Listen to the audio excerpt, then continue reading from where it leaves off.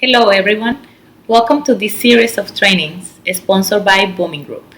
My name is Catherine Silvera and I'm the business architect for Booming Group.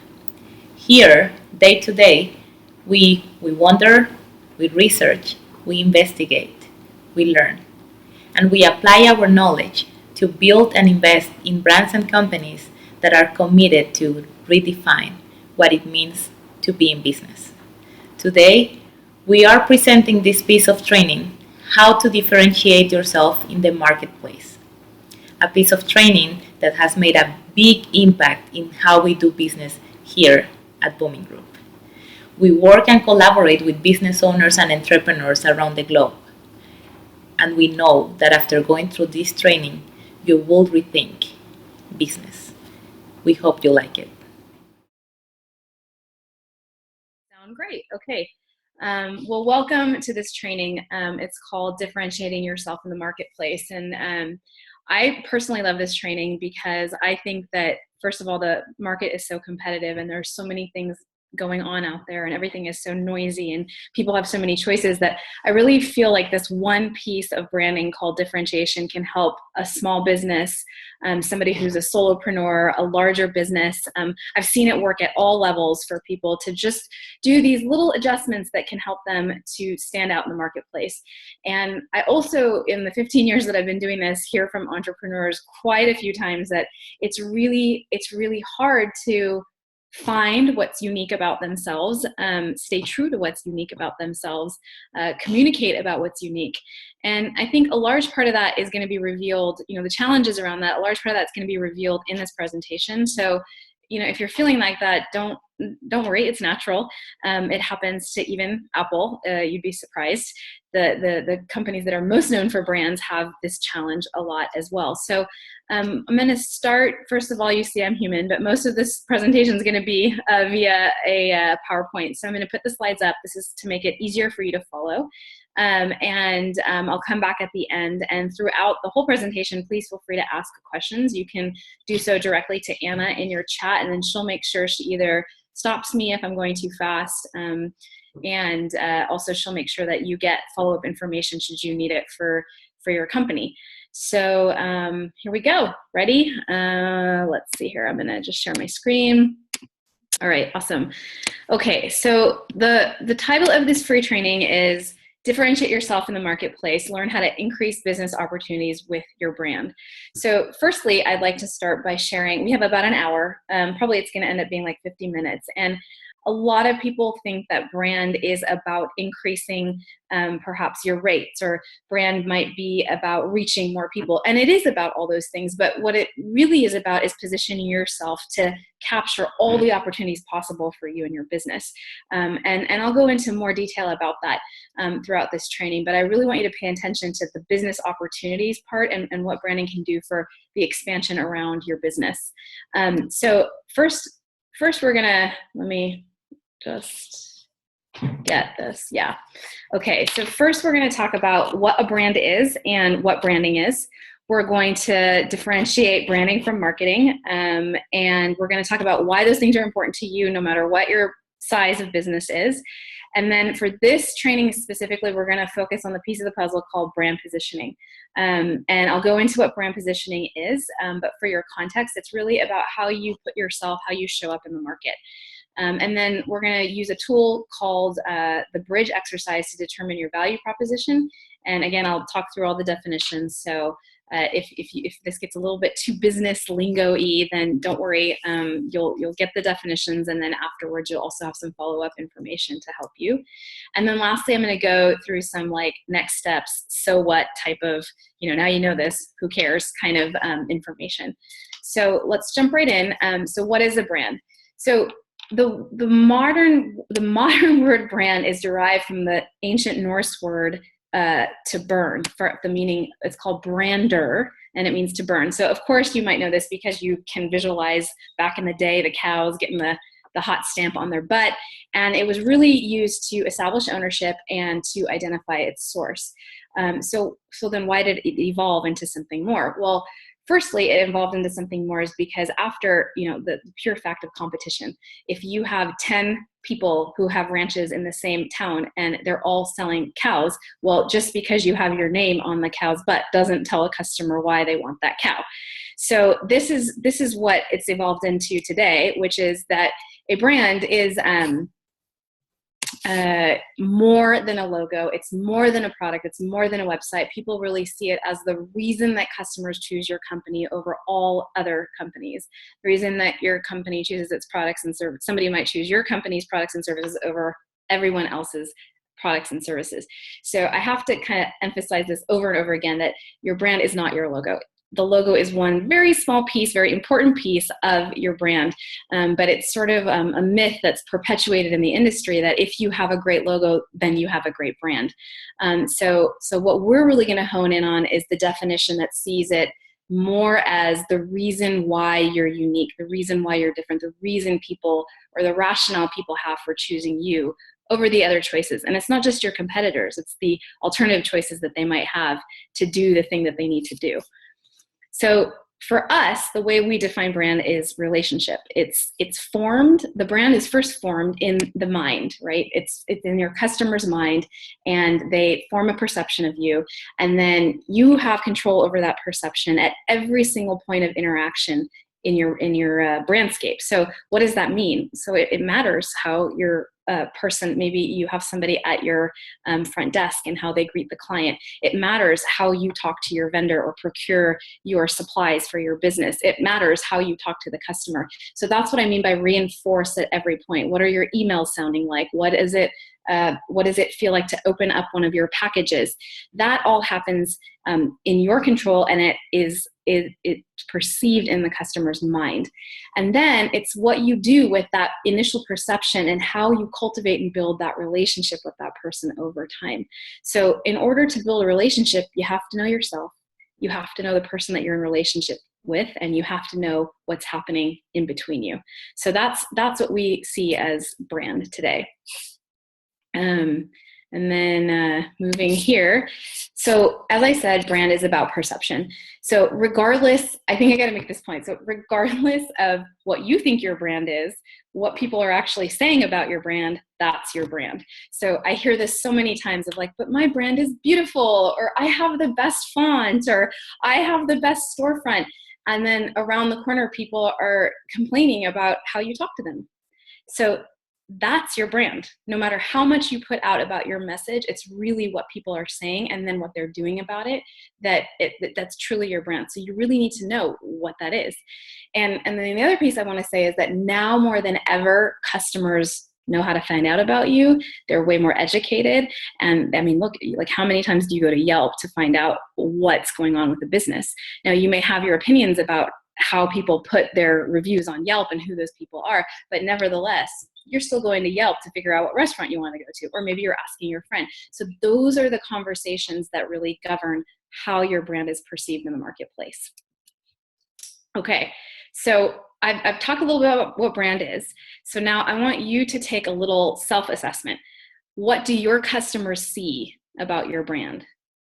What do they feel? What do they experience? What do they remember? What are they sharing? What are they understanding about your brand? And most importantly, what do they do as a result? So there's several types of business owners on the line today. We've got people who run big business. We have people who are solopreneurs. We have, what I mean by that is that you yourself are the business right now. It's just you. You don't have a team per se. So that's what I mean by that. But nevertheless, business owners, small business owners. We have medium-sized business. So we have all these different types of businesses. We have businesses that are in the US. We have somebody from the Canary Islands, Australia. So we have people who are running businesses of all sorts. So, and also we have people probably who are just starting out. So no matter where you're at, what do you think your customers see when they see your brand? And just a little point for the people who are just starting out. If you don't know what they see, then right now you need to write about what you hope that they would see, what you hope that they would feel, and just acknowledge that you still have to discover this. So I'm just going to give you like a couple more minutes and take an assessment. What do customers see and feel and experience and remember? What do they share? What do they understand? And what do they do in relation to you and your brand?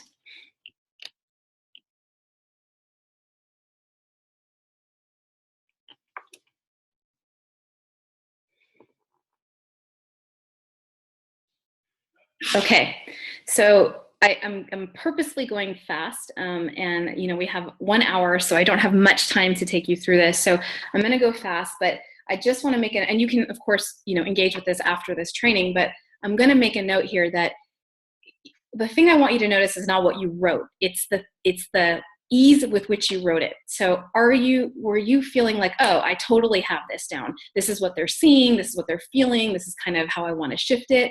Or are you like, oh my God, I have no idea. So these are the things that I want you to notice is your reaction to the question, not necessarily the answer itself. Because what you just did is that you went through a small mini process of branding. And I say that because part of what I just asked you needs to be an every single day activity. And when I say that, people are like, Ushi, are you kidding me? I'm running this business. I've got a million things to do. The last thing I have time for is to do that. Another activity. Well, I will make a case for why I think you need to spend some time every day answering that question. And some of that you'll also build into your system and get that natural feedback as you go along, but it's important. So you just engage in something called branding. So what is branding? Well, the sort of dictionary definition is that it's a process, and it's a process of honing into a company's core promise that appeals to its core audience. It's, sometimes they want to do a single word or sometimes a phrase, but it's really like, what promise are you making? What are you actually wanting to deliver? And then it's a process of cultivating and facilitating a conversation with the customers and the conversation that they're having with each other. So that's sort of if you were to hire a big fat badass awesome branding agency, they're going to come in and they're going to say, this is the thing that we're going to do for you. We're going to take you through a process, and we're going to help you to understand what your promise is, who your core audience is, and then how are you going to manage that conversation and those interactions around that promise. Here in Booming Land, we like to take it a step further, and this is the part where I say branding is a practice, right? It's kind of consistently committing to what makes you, communicating what makes you unique in the market. It's answering the question, who am I? So who am I can be related to you as the individual, but it's also, what are the values of the company? Who does the company want to be? What is the personality of the company? Does the company want to be warm, or does it want to be wise? And for that, you really need the discipline of self-discovery, because no one person or company or business is the same at multiple points in time. So that's why I say it's a discipline, and that's why I say we have to do it every day, because things change, you evolve. New experiences, new information come in, and it's not that who you are changes, but your now perception and your perspective is much wider and larger. So then what you need to do is you need to identify, understand, and embrace your value in relation to that. So who are you? Who am I? What is your value? What is my value? It's a practice. So that's part of what branding is. Branding is also a mindset. So why do I say that? It's because no matter if you have a clearly identified value set or a common way of articulating your brand, you've got these things called thoughts and beliefs that motivate your behavior and your customers' behavior. No one knows what thoughts and beliefs are really operating unless there's a lot of self-inquiry and self-reflection. So that goes for you, and that goes for your customers. That goes for you trying to really understand your customers' mindsets, what makes them tick, what makes them act, not judging, right? Because then judgment will block what you can, the possibility for conversation with them. They are who they are, and they are where they're at. So that's one thing. And then the other thing about that I want to note is that if you have a team, it's not just your customers. This matters also in the mindset of your team. How do they hold and perceive your brand? How do they hold the values of the companies? What thoughts and beliefs are acting for the benefit of those, and what are deterring from what you want to put in the marketplace, the value you want to deliver. So Also, it's just defining what you stand for, and it's also staying true to what you stand for and the values that you believe in. And just like a little example, Tina, I know that you're here on the call and you are in the field of nutrition, and so this is like a great place to talk about this, right? If you stand for organic food, for example, and then you need to make sure that organic food is served in your company, right? Like there's so many people that stand for organic, but then for their team, they don't serve organic food. So that discrepancy is what I'm talking about. It's the mindset that it touches every aspect of your business. If you want your value set to be strong and you want your customers to feel it, then every aspect, every decision you make has to come back to your brand. So then the last piece of this is, what is branding? It's really about storytelling. It's about all the activities that you undergo to make sure people understand the progress that you're creating for your customer, the story of who you are, and why that lends to your credibility, why people should listen to you and where you've been. It's how you tell the story of a positive future. Your product, your service, the value that you deliver is creating something better for the world. At least I hope so. Given that that's the amount of energy that you put in, and even if we don't feel that people have that like social cause oriented to their product or service, a lot of people still go into business to create a product or service that solves some problem. So in that sense, there's always a positive future that happens as a result of using your product or service. And then the fourth point there in storytelling is using beauty to appeal to the senses. Perception is basically how your senses pull in data and then your brain processes it. So you have a chance through telling stories and through connecting people to beauty to really mold that perception and become memorable. So these are all of the things that encompass branding. And I'm like totally like going through a lot of information right now. So I'm going to pause for a second and just make sure, is there any questions that anyone has right now? Okay, so I'm not seeing any come through, so I'm gonna just keep going. And then if I see some come through, we'll stop, okay? Anna, I just wanna make sure that that you ping me at any time, okay? Because like I talk really fast and I have a lot that I wanna share. Okay, so next thing that we're gonna jump into is branding versus marketing. So another passion point for me, because I can't tell you how many times people come, no matter what their size of business is, like no matter what their size of business, they come in and they're like, okay, here's some money, Ushi, and please market me and get my product out there. And I say, what I say is like, well, here's what I fundamentally believe. If you come in without a brand strategy and you market, you're going to basically light your money on fire. Why do I say that? Because marketing is awesome. Marketing is completely necessary for a business. But suppose you say to me, I have $1,000 and I need this $1,000 to make the most, like go the furthest in my business, right? And I'm like, okay, well, let's do some ads. Well, what are you going to say in those ads? Where are you going to put those ads? Well, how do you know one ad is going to work with who or whom? I don't even know if I said whom or whom, but anyways, like where are you going to have events? What's going to be the topic at those events, right? So marketing should definitely be there, but you have to have branding first. So here's a little kind of chart to help you be clear about when you're in a branding activity versus when you're in a marketing activity and why you might need branding first. So branding is how you show up. Marketing is where you show up. Branding is about reinforcing certain values and reinforcing the things that you want people to feel or experience around your product or service, whereas marketing is really about promoting and reaching people. Branding is about a message or a ideology that drives all the processes in your business and all the decisions around your business. Marketing is specifically a set of tactics and tools that you use to promote your product or service. So it's like advertising, SEO, pay-per-click, billboard advertising, social media, those things. PR, those types of things fall under marketing, but are driven by branding. Branding is more associated with a long-term relationship, whereas marketing is more associated with short-term gains. branding can increase the overall value of the business, whereas marketing is really focused on getting revenues and increasing exposure. Branding is a lot about showing and demonstrating versus marketing, which is telling and sharing.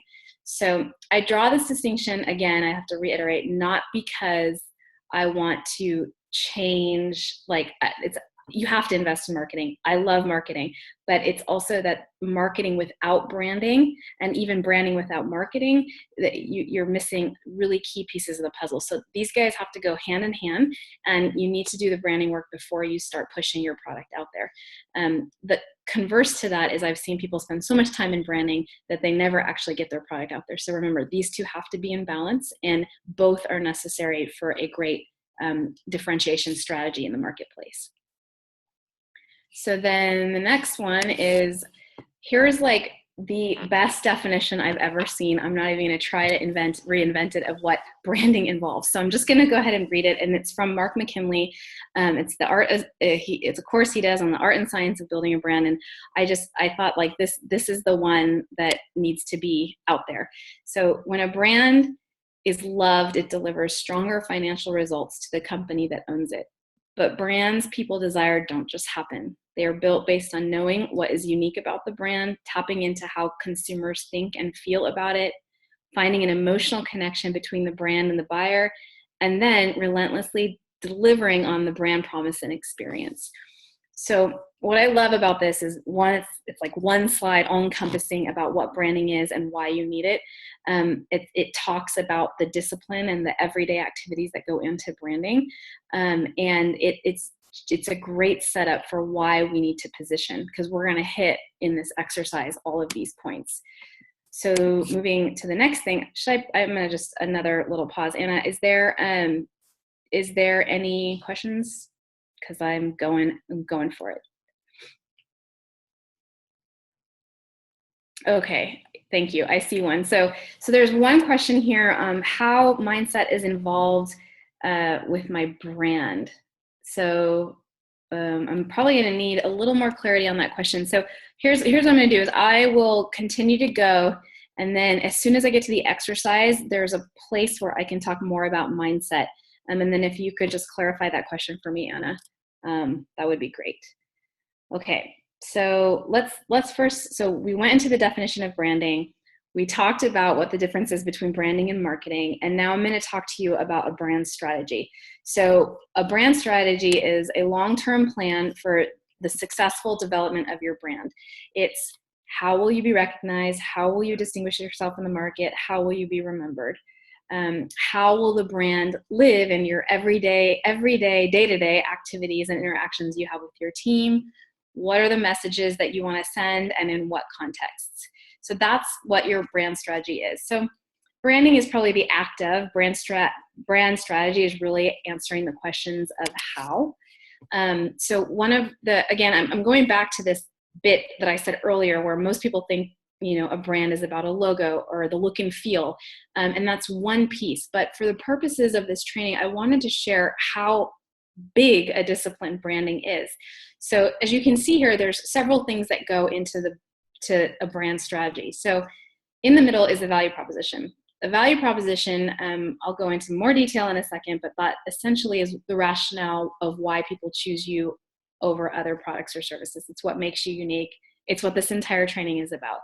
So really, a lot of the brand strategy that you're going to undergo is an articulation and an identification of what makes you different in the market. And then you're going to take that and you're going to distribute it across all of these various areas, and that's going to formulate the actual core of what your brand is. So that means your values. The values meaning like not your value in terms of your worth, but your values in terms of the integrity, humility, these types of things.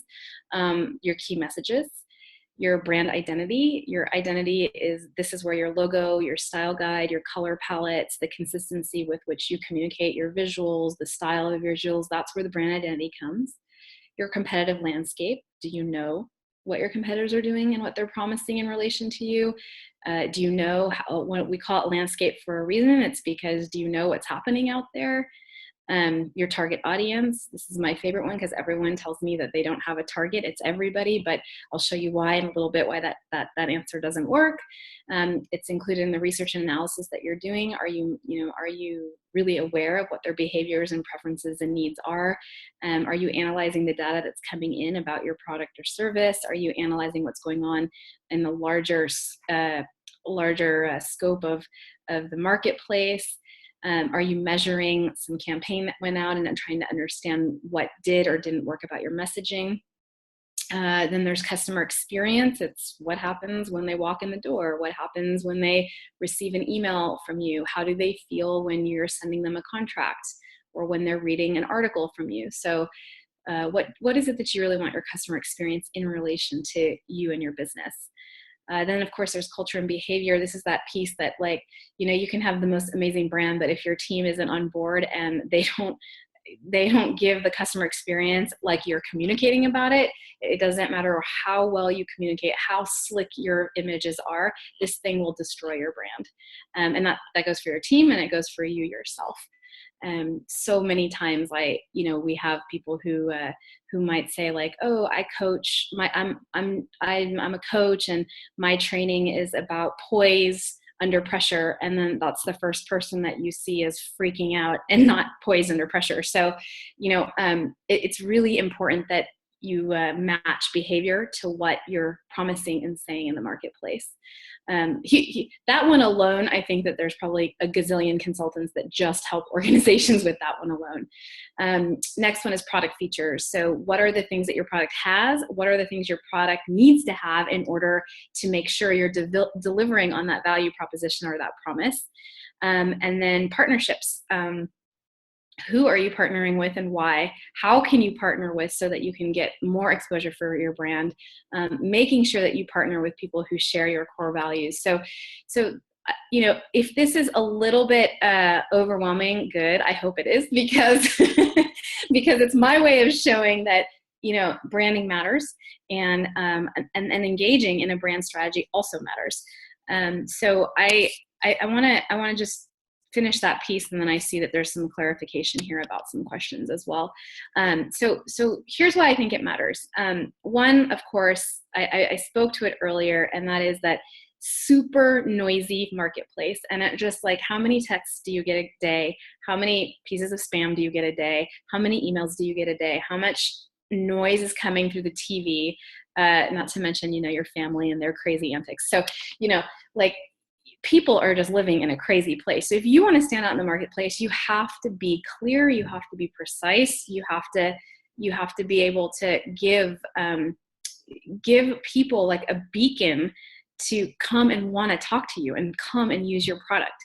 And then the next point is that, I talked about branding as a long-term versus short-term. So here's the reason people brand. It's for customer loyalty. It costs you so much to book one customer. I know that if you're building your business right now, you are hustling to get one customer, right? It costs you so much to get that customer. Wouldn't it be better if that cost over time was made up for by the fact that that person keeps coming back over and over and again? And hey, guess what? That person also shared it with the 5 other people that they know.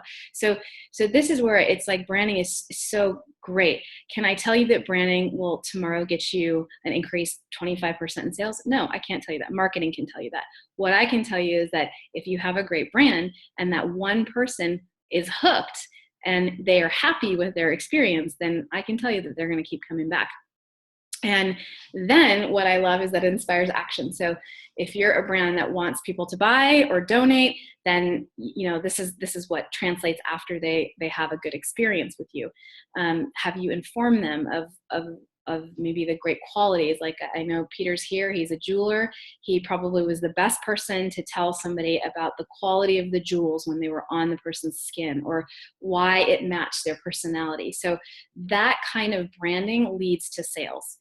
And that kind of branding also, to the next point, creates an emotional connection. So I love emotions because, like the other day when I was watching the Golden State Warriors, Steve Kerr got kicked out of the game, and then the next game, Kevin Durant gets super booed by his old team in OKC, and he's done all these great things for the community. Okay, so what's my point? My point is this: Steve Kerr goes, you know what? I love this game because this game is so emotional and that's why we play it. And I thought about that and I'm like, yeah, that's why I like branding too. It's so emotional. You have to create emotional connection if you want to be remembered. If you want somebody to stick around, and that you can't be like this like little robotic thing. You have to have some feeling behind the messages that you're sending. You have to have some feeling behind the visuals. You have to have some feeling behind the emails that you're sending. So you wanna make sure that your strategy enables you to establish that emotional connection.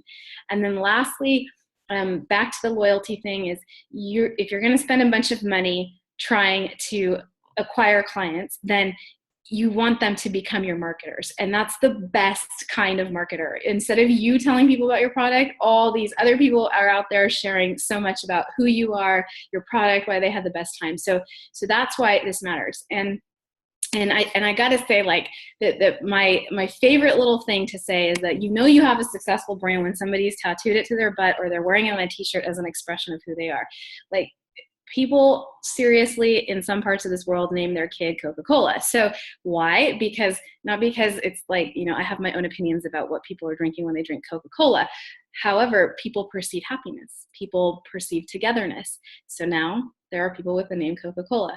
I think maybe a more palatable example might be Harley Davidson. People that it's considered one of the strongest brands in the world. People tattoo Harley Davidson to their body. People wear the shirts, obviously you've seen. People obviously drive the motorcycle, but it's like an entire community and lifestyle has been created around Harley Davidson. So this should be your goal. And this is whatever size that you are, even if you're small, if you're a big, large brand, you want people to be wearing the messages and expressing who they are using your product or service. That's when okay, I've got it. I'm controlling this perception. So I'm just going to go really briefly over this. Like if I haven't, if I haven't helped you through the doubts of why you might need to invest in branding, look, here's the thing is, because customers have more information, they're going to demand integrity from you, and they're going to demand accountability at all levels. It doesn't matter if you're a large corporation or if you're a small business. In fact, I'll argue that as a small business, they can get to you faster. So they can come and they can complain. They know how to find you. They don't have to sit on a help desk phone line that a larger company might have to put a shield up, right? They can reach you directly. So it matters more to you what that experience is like. Competition is totally fierce. I mean, I can't tell you how many burger places have popped up in San Francisco, and every burger claims to have like the best meat, even though they're all sourcing from the same place. They have like, oh, their lettuce is a little different, their sauce is a little different. You find me eating at every single one of them. And so that's my last point, that people are fickle. The second you think you've got their loyalty, something else comes along that seems a little shinier and they switch. So these are all the reasons that whether you're sitting there as a person who's running their business and it's all you, no team, maybe not even any partners, or if you're sitting there with a bunch of partners and a bunch of teammates, like these types of things matter for you. So I'm going to go into here of the little exercise that I promised that I think that will help you to like take at least an initial step in towards what I've been sharing. And it's the piece of the puzzle called brand positioning. So what we see as brand positioning is, well, let me just say that the dictionary, sort of, you go to your MBA, that definition of brand positioning is simply how you show up in the market and where you want to show up in the market. So how you show up and where. The where is the marketing, the how you show up is like, do you want to show up as strong and ambitious? Do you want to show up as humble? Do you want to show up as cause-oriented? So that's that whole, the word positioning. What we see is two things. One is that you got to find the meeting place of your authentic self-expression, who you really are, and what your customers' needs, pain points, and desires are. So for a long time, it was only about the customers, right? Like, find out what the customers want and then deliver it. Doesn't matter who I become in the process. Well, it's like then the customers got smart and they're like, well, you're just saying that because you know I need it and you're giving me a great solution because you know I need it. But is it really the thing that you're meant to be doing? Is it really the thing I want from you? Are you even equipped to do it?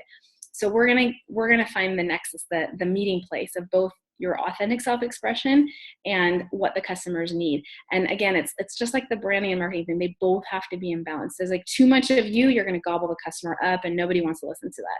But too much of them, and then you lose who you are and you're just being like everybody else. So that's what this exercise is designed to do.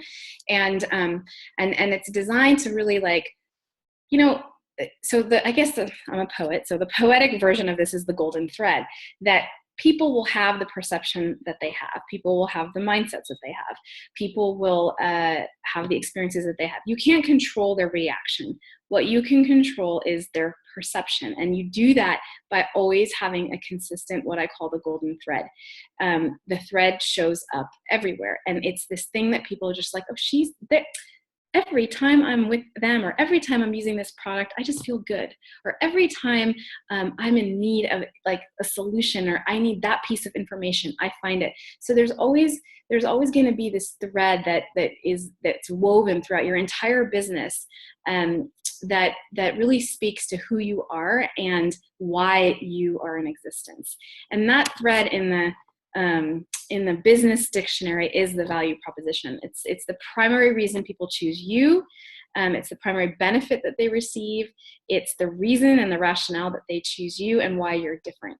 And so that's the thing that we're going to hone in on with this exercise today, is what is your value proposition? What is that golden thread that you want to be present through every single interaction that people have with you?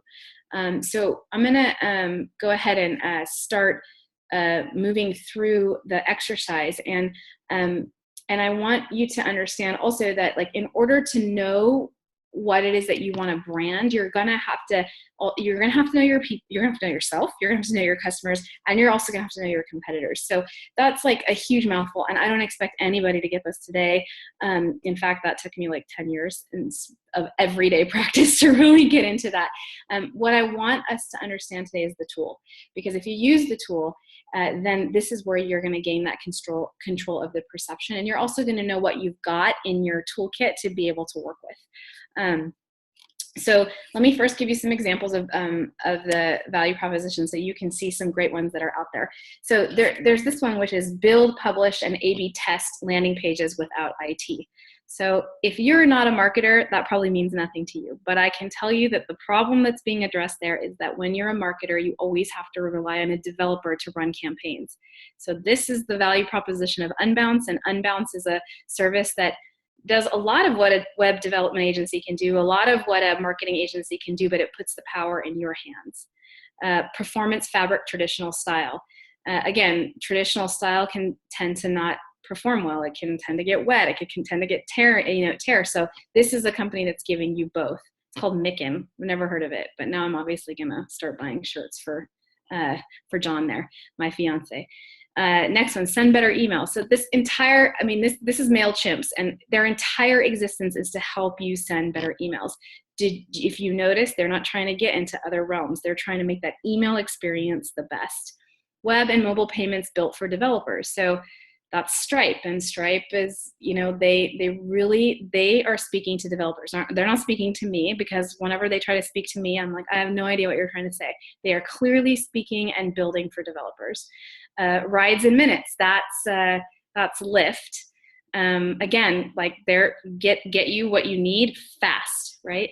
A great shave for a few bucks a month. This is Dollar Shave Club. And the reason why I wanted to bring them up is that, so it's clear, you're going to get the best shave ever. That's their promise, and it's going to happen for a few bucks a month. This guy had nothing. He started with nothing, but he focused on his brand, and he's a multi-million-dollar company. He's most noted for that subscription framework with which you do your he basically delivers razors and everything that you need for a great shave. He delivers monthly, so he's kind of noted for that kind of model. And so, again, why does it matter for you? This is the reason that it matters, no matter what size business that you are in. And then lastly, soundtrack for your life. So that one is Spotify. Again, they could have said many things. Stream live music. But they said soundtrack for your life. So you can tell what they're going after. They're going after people who really want to match. The other people that did that was Instagram, right? They were a photo service, but it was really about documenting your life. So these are some examples that you can use when you're writing yours. All right, so let's jump right into this exercise. Here's a simple framework to identify your value proposition, and I call it the bridge. So you might have gotten this in your email, and I'm just going to go over it really quickly here. But the idea here is, let's see here. Anna, can you see my arrow so that everyone can see it? Just want to make sure. Yep, you can. Okay, good. So the idea with the bridge is that ultimately when you fill out this, you're going to understand the value, the reason why people choose you over everyone else. And it's pretty simple, right? Like, you know, there's a current reality that all your customers have right now. There's a mindset that they have. There's a way that they're operating. There's a existence. There's an environment. This is their current reality. And through traveling this bridge, which is you and the things that you do well, which is your core competence, you get to a positive future. So our aim here is just to use this framework to articulate where they're today, where you're asking them to head, and how they get there. And then the little piece of that will be archetype, which I'm just going to touch on. It's a very deep field meaning it takes some time, but I wanted to show you how it can relate today to this exercise. So we're going to do it. We're going to do it right now. We're going to jump into this. So we're going to first start with your current reality. So the current reality is identify and articulate the current pain points, needs, and desires of your target audience.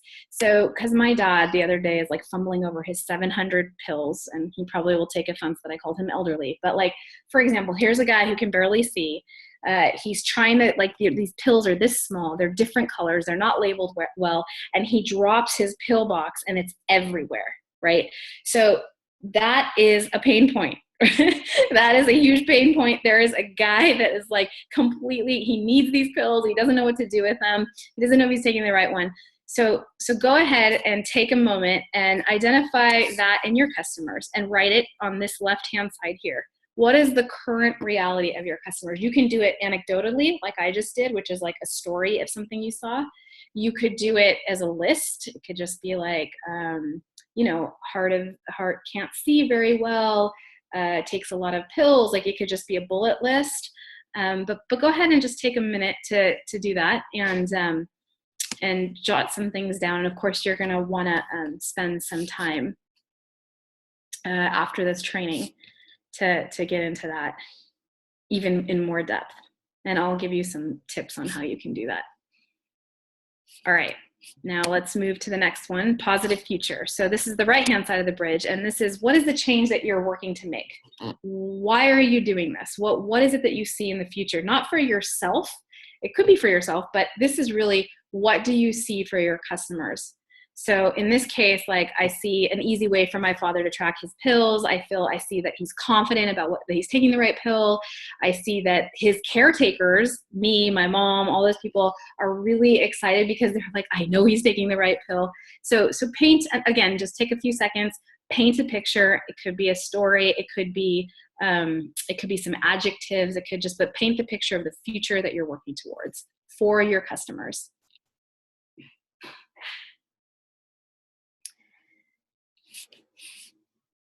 Okay, great. I'm moving fast. I'm sorry, but there'll be a chance for you to digest and go deeper post-training, and I'll let you know more about that as well. So the next thing is your core competence. So this is what you do well. This is the skills, the proficiencies, the trainings, the IP. This is intellectual property, the knowledge that enables you to deliver your product or service in the best way possible. So, in this case, I'm thinking nursing, because I would know, like, the pills, like, I would know how to organize them in a great way. I'm thinking software development because maybe somebody wants to develop an app that helps my dad do that. I'm thinking UX because they want to design it in a way that's easy for a guy who can't really see. So this is what, there's something that you're doing, your core competence, that you do really well that enables you to get your customer from here to here. That's what you're trying to document here.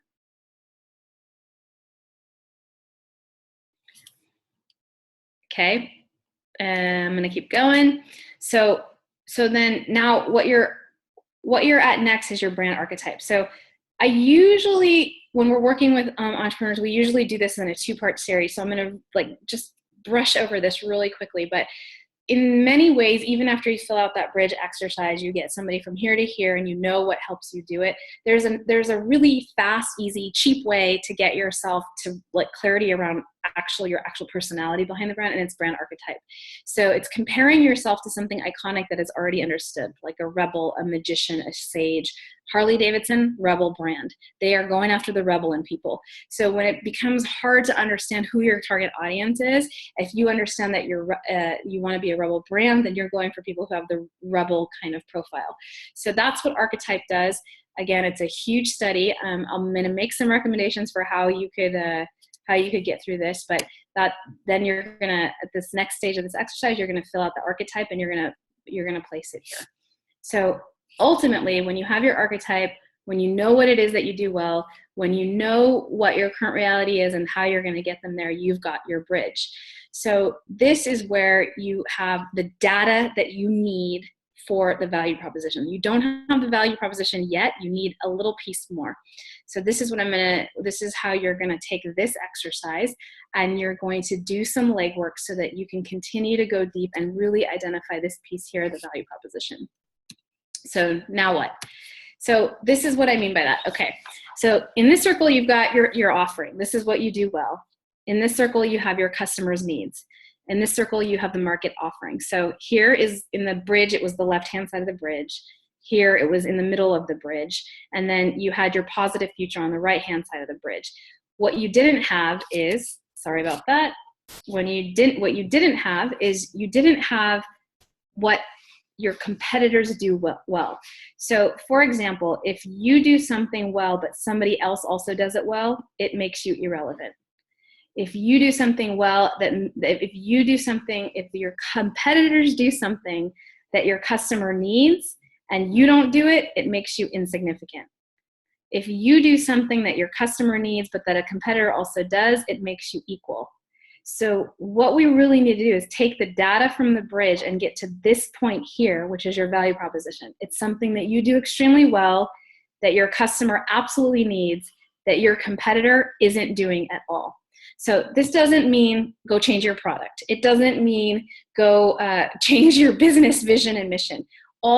Everybody has it. There's something that you're doing extremely well that your people need that no one else is doing. And that's the point of this work. So how are you going to do that? Because I just rushed through this huge exercise. So how are you going to do that? One, you're going to go interview your existing customer base. You're going to talk to them. You are going to reach out to them. You are not going to do it via survey. You're going to call 10 of them and you're going to ask them, do I really understand your current reality? Then you're going to research and Google some existing market segments, things like culture creatives, Generation X, Generation Y. See what other people have already discovered about millennials, right? These are all sort of generalized and blanket target segments, but there are a few points that you can take from them that might appeal or apply to your customer base and help you. You're going to develop an in-depth customer profile. You're going to really understand their behaviors. You're going to really understand what their day looks like. You're going to really see what it looks like when they're engaging with your product, and then you're going to test your assumptions.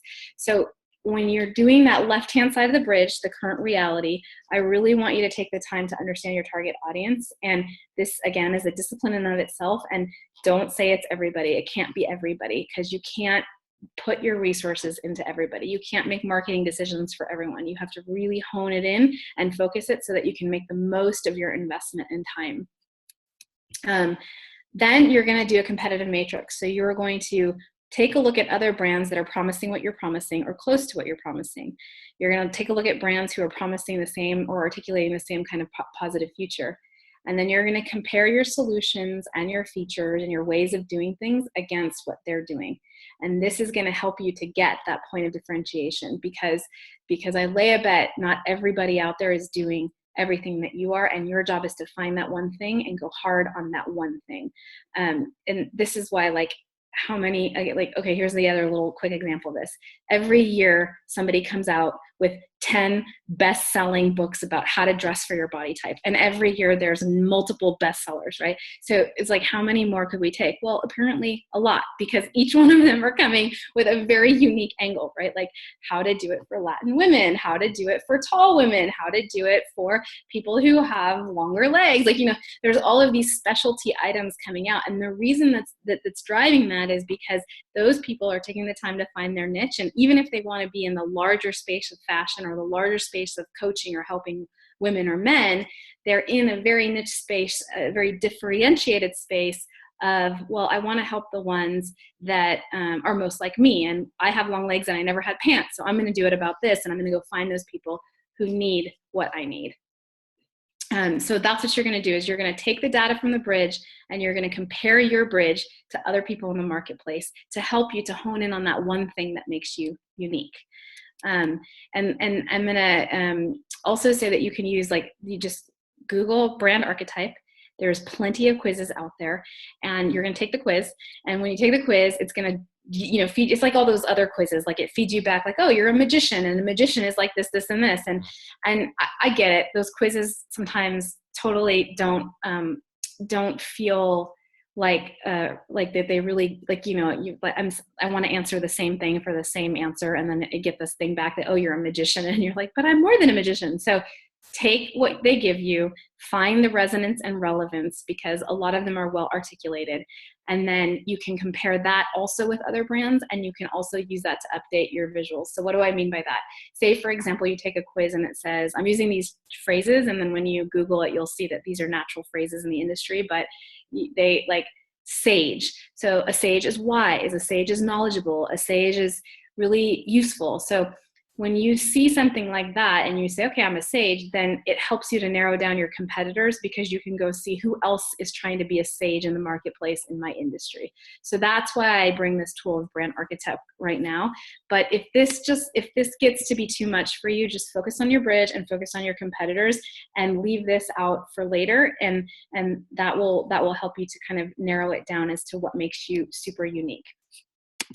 And then, I've gone through this pretty quickly, and I promised that I would give you like these 5 quick things that you could do to upgrade your brand.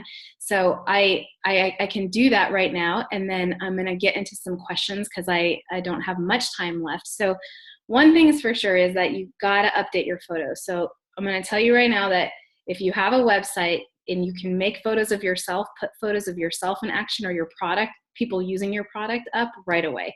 If you don't have the ability to do that, you can go to places like, don't go to Shutterstock and things like that, because everybody's using the same stock photography, but there are places like 500 Pixels, StockSnap.io. There are many. Just look up free stock photos, and at least upgrade your photos to match your target audience and the positive future that you want to create. And the best thing would be is if you could have somebody who looks like your target audience, who's using your product and who is demonstrating the positive future that you want to create. That's the best thing. How do you get it? You know what? Use your iPhone. If you've got to use your iPhone. As I said, there's many free sites that allow you to get these shots, but do that right away. And I should also say, like, you want to have some sort of web presence with that. If you don't have a web presence, then start there. But you want to go right away and make sure that your visuals that you're presenting out there, even in your social media space, anywhere, are matching the promises that you're making. You want to go to your website and simplify the language, and also make sure that your language is matching your uniqueness and the promises you're making. I always say this, like, I just said social media, then I always say this, like, the 4th thing is write a handwritten note on great stationery inviting one of your customers to come talk to you.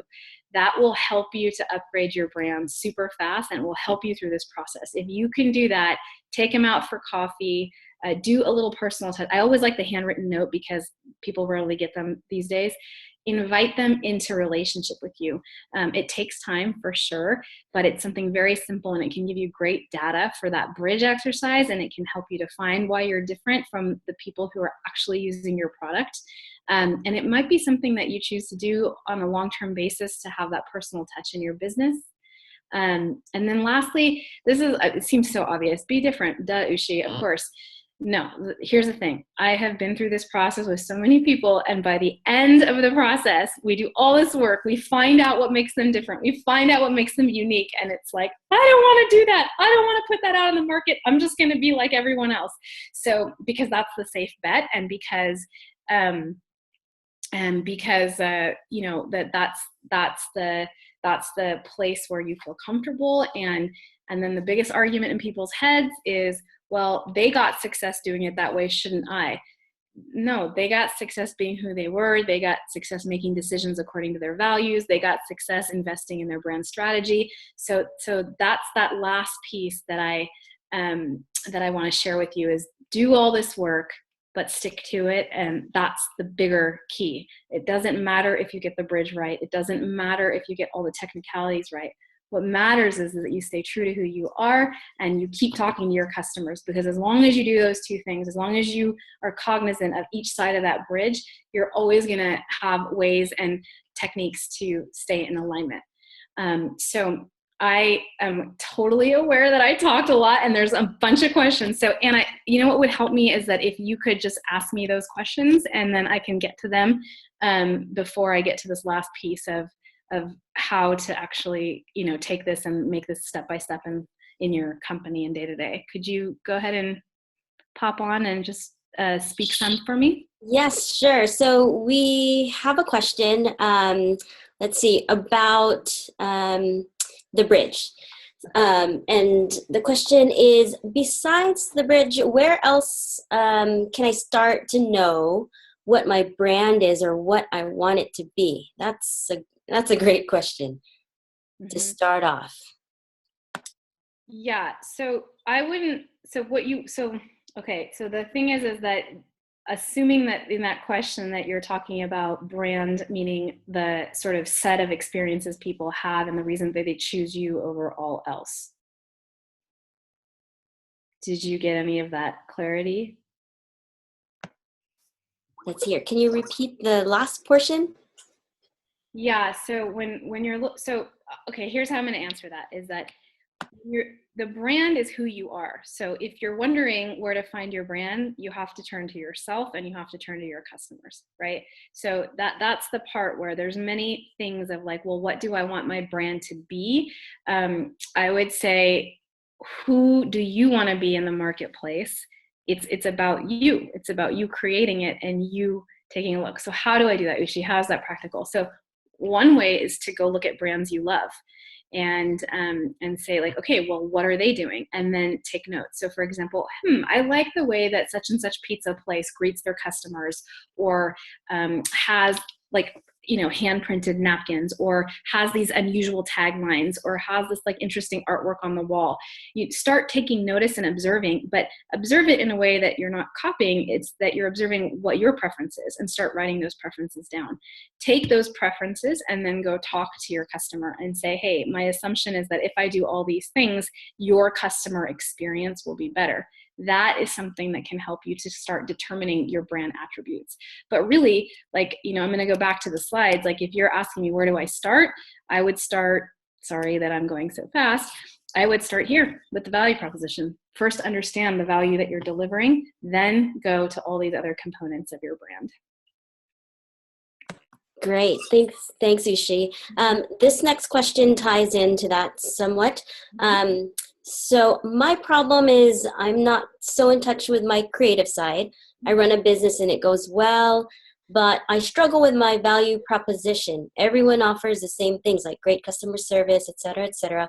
What's the one step you would suggest I look into first out of the list you provided? So same thing is this, your value proposition, right? So if you're in your bridge, right, and everybody's offering, again, your eyes are probably going crazy here. So if you're in your bridge and you're not creative, fine. You don't have to. First of all, everyone is creative in their own way. So branding, it does tend to get a lot of designers and it does get a lot of visual attention. But firstly, you can hire people for that. What you can't rely on other people to do is to tell people the value you deliver. An expert cannot come in from the outside and tell you why you're valuable. You can tell yourself why you're valuable and you can decide the value you want to deliver. So when you're here, when you're here, what you want to do is, so as you said, everybody's doing customer service as like the thing. So you don't want to compete on that. So say if you say like, let me think like, oh, well, maybe I can compete on my product, right? Maybe where I need to focus my intention is the value I deliver through my product. So I'm trying to think of a interesting little example. Okay. So my brother just had a baby, and this baby got 10 of the same plastic giraffe things, Sophie the giraffe, that cost way too much, that are made in plastic in China. And ultimately, like, people were passing it around and they loved it. So how come this giraffe was different from other people, right? Why everybody, the way that you got the giraffe was via online through packaging. You got it fast. Okay, so I'm not going to compete on that. Delivery out. The giraffe was cute, but there's a million other cute toys out there. The giraffe was, the giraffe is like, the kids use it, they like it.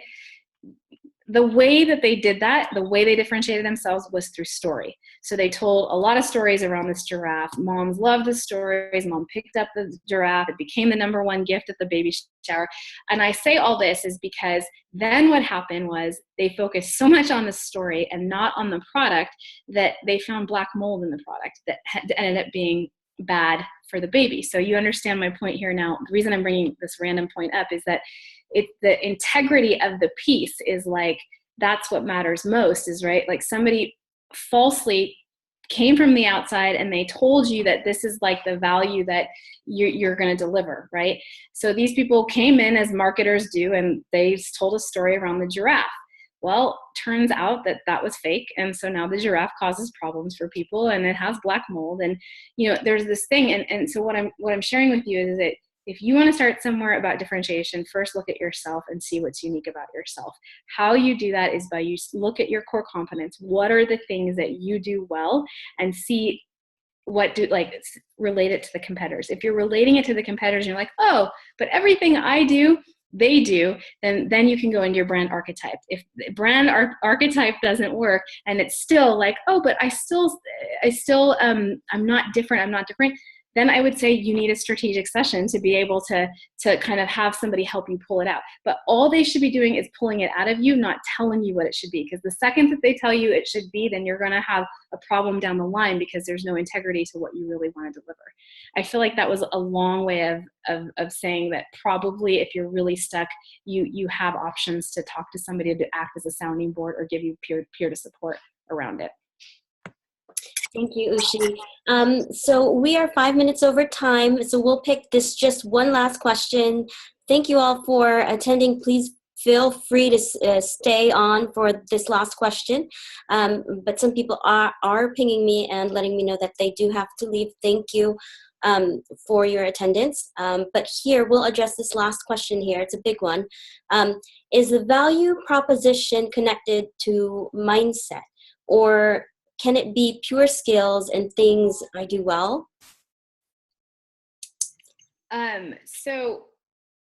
So here's the thing is, I think this is like a good thread from the last question. So things that you do well will most likely not set you apart, because lots of people do something really well, right? So for example, if somebody has spent 50 years studying something, they do that well, but chances are somebody else has spent 50 years studying something.